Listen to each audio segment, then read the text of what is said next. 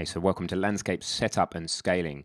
What we're going to be doing in this video is looking at the impact of scale on our landscapes and eventually building ourselves a 1 by 1 kilometer terrain like this that's going to have detail down to the half-meter scale in it, and the lighting will be built so that it looks clean like this, and we'll be making sure that we can preview at a reasonable performance, including using something called a light mass importance volume, which you can see in the middle here, which is just a little hack to get the lighting to build faster.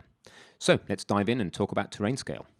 So we really want to think about the scale of the landscape now. So I'm going to demonstrate a few things with some dramatic different scales so you can see the effect, and then I'll put you into a challenge where you can generate your landscape. So just watch along for now and I'll explain my thinking. So what's going on? What are we seeing on the screen? We're seeing little squares. Now these little squares are called quads. They're quads because they have 4 vertices. And they happen to be squares at this point, although as soon as we start deforming the terrain, they actually deviate from squares. We'll see that in a moment. The scale relates to the size of those squares. If I made that 1,000 in the X, it will automatically change the Y, by the way, because it wants to keep the quads square rather than long rectangles. Now the terrain is 10 times larger. So what this is saying to us is we have a section size of 63 by 63 quads. So if I was to turn that down to 7 by 7, you could see it. There's 7 by 7 in each section. Okay, a section is also known as a component. So the component, there are 8 by 8 components at the moment, just like a chessboard if you look along. The large squares, there's 8 by 8 of them. So there's 64 large squares, each of which has 49 or 7 by 7 inside. So how big is the terrain overall? Well, the scale is what sets that. Again, if I set that down to 100, it gets 10 times smaller. At 1,000, it gets 10 times larger. At 1,000, we're saying it's 1,000 centimeters per quad. So it is 10 meters per quad. All right, now you don't have to do the calculation yourself. The 7 by 7 or the 7 by 8 is 57 here. There's an off by 1 error, but it's close enough. So it's 57 by 57 squares, each square of which is 10 meters or 1,000 centimeters. So it's 570 by 570 meters, this terrain. Let's try creating it at this scale and see what the impact is.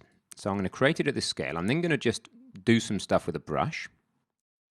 Okay, then we're going to just go into the world by playing and have a look. Now, these squares on the floor are 10 by 10 meters, 33 by 33 feet. And that is the maximum resolution to which we can adjust the terrain. So if we look around very closely, by the way, these strange effects we get in between the big lines, they're just the fact the lighting hasn't been built. So if we look, these are the quads. You can see them here. What it is when it's deformed is it is 4 vertices. Let me just go to a different tool. You can see in the square in front of me that there's 4 vertices, but they're bent in the middle. So it's 2 triangles. Basically, a quad is 2 triangles, and that's how it meshes them all together. Now, if we were 10 by 10 size blocks, then it gives a very jagged outlook to all of the terrain, because the maximum or the minimum size at which we can adjust anything is these 10 by 10 blocks. The most that we can do is kind of pull up the middle of one of these 10 by 10 blocks to create a sharp effect like you see in some of these quads, if you know what you're looking for. Here, a lot of them are flat, called planar quads, like here, these guys are flat, and then these quads here are bent down the middle. It's a little bit tricky to see, but if you look closely, you'll see that they're 2 triangles butted up against each other.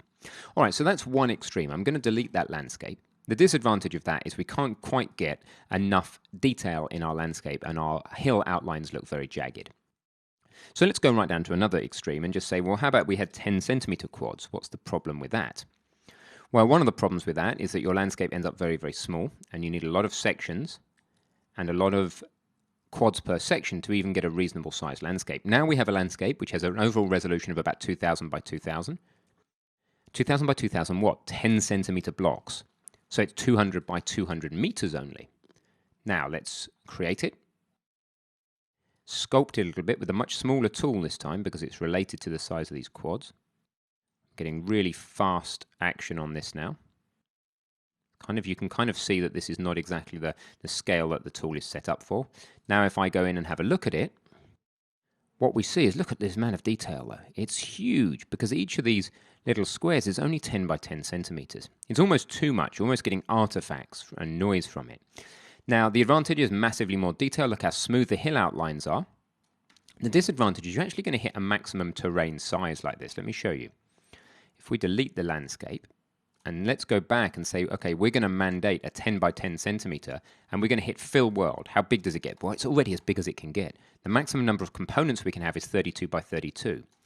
Okay, so that's what fill world does. It just maximizes the number of components. You could turn the selection size up in quads, and that would make the world effectively larger until you get to that 8196 by 8196 maximum.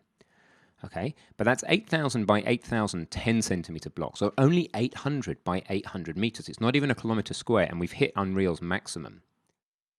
So this is one of the principal reasons you don't want to use such a small tile sizes. You're not going to be able to make a reasonably large city scale terrain like that.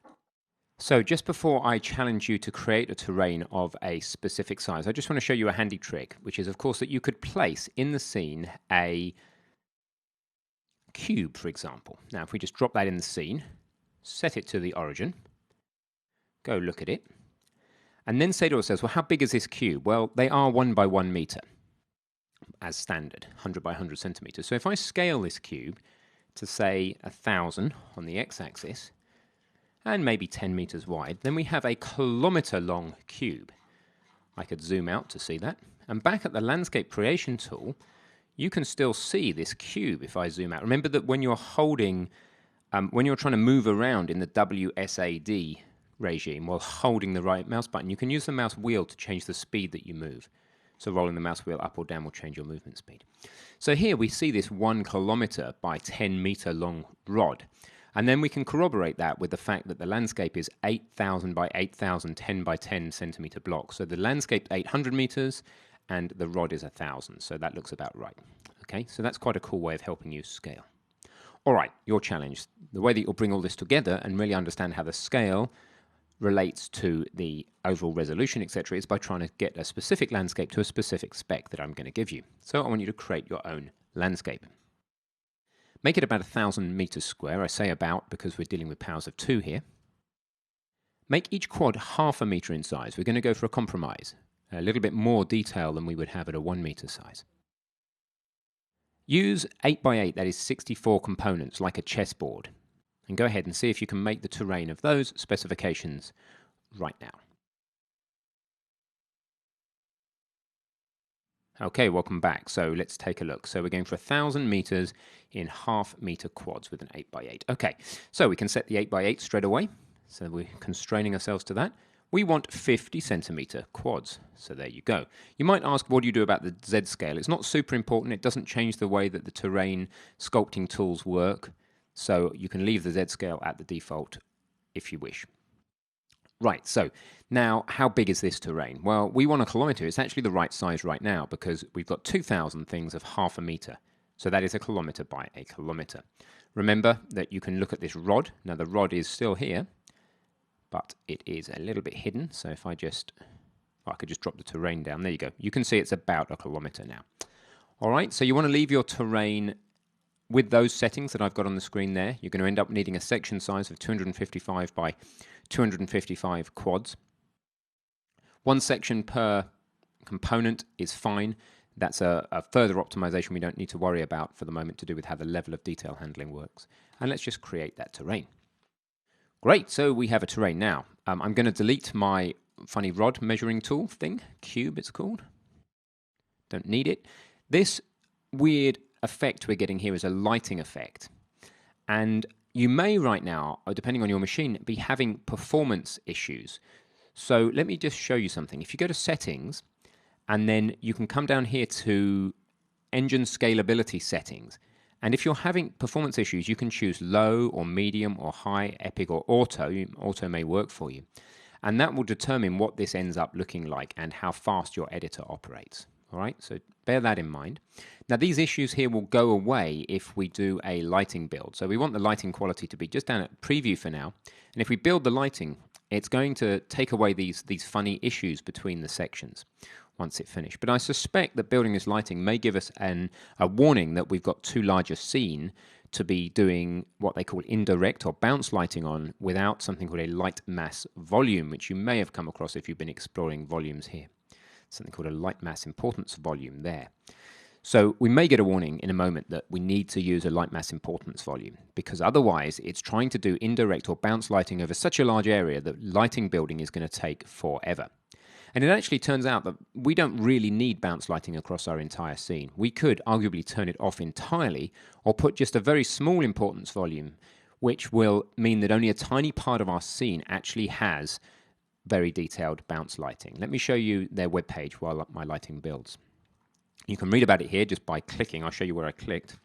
You go to Modes, Place, Volumes, Light Mass Importance, and click the question mark. And that will come down here and show you that typically you may have a massive terrain like they show around the outside, the grid, but only a tiny scene where the lighting needs to be calculated fully and properly. So we could do that. One way to speed up our building time would be to just cancel the light building. It actually is saying this, no importance volume is found, the scene's massive, yada yada. We could, for the moment, just in the middle of our scene, just reset the position of it, pop a light mass importance volume there, just a tiny one.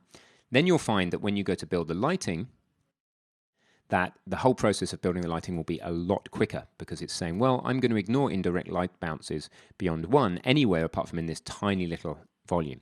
And it may not look like it's quicker at first, but I think you'll find that it'll quickly whip through. Remember before I was chatting away for probably a minute and it only got to 50% on my machine. This time I suspect it'll be a lot quicker than that once it gets going.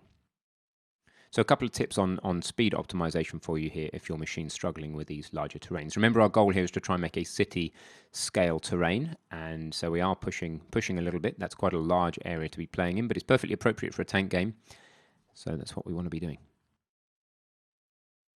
So we're coming to the end of the lighting build now. It actually still took quite a while, but you'll see that all the components or sections have now disappeared, and it's one homogeneous terrain, and I can now wander around on it, and it looks fine. You shouldn't find that where you've put that light mass volume is going to create any significant differences. We'll worry about further terrain optimization later. What I'd like you to do is just share with us whether this terrain is giving you reasonable performance. One more objective way to do that is to go to the top of your viewport and click Show FPS and play the game. So you can see that here, my 1 by 1 kilometer unmodified terrain is holding 120 frames a second. I'll be interested to hear what your frame rates are at this stage. Please post that in the questions, and I will see you soon.